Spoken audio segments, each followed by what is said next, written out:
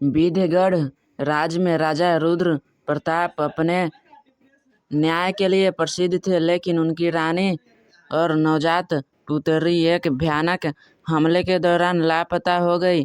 पूरे राज्य में यह खबर फैला दी गई कि राजकुमारी की मृत्यु हो चुकी है।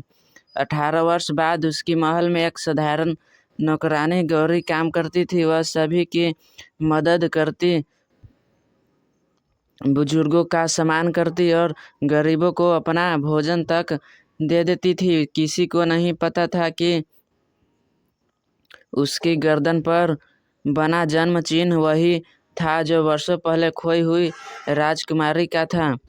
इसी बीच पड़ोसी राज के युवराज विक्रांत गुप्त वेश में प्रजा का हाल जानने आए। उनकी मुलाकात गौरी से हुई। गौरी ने बिना उसकी पहचान जाने उसे गलत काम करने पर डांट दिया। विक्रांत पहली बार किसी ऐसी लड़की से मिले जो सच में बोलने से नहीं डरती थी। धीरे धीरे दोनों के बीच सम्मान और विश्वास बढ़ने लगा, लेकिन महल का महामंत्री यह रहस्य जान चुका था कि गौरी ही असली राजकुमारी है। यदि सच सामने आ गया तो वर्षों से रचा षड्यंत्र खत्म हो जाएगा। उसने गौरी पर राज मुकुट चोरी करने का झूठा आरोप लगा दिया। पूरे दरबार में गौरी को अपराधी घोषित किया जाने लगा। तभी एक वृद्ध सैनिक दरबार में पहुंचा। उसने वर्षों पुराना राज चिन्ह, रानी का पत्र और राजकुमारी का जन्म का प्रमाण प्रस्तुत किया। राजा रुद्र प्रताप की आंखों से आंसू बह निकले।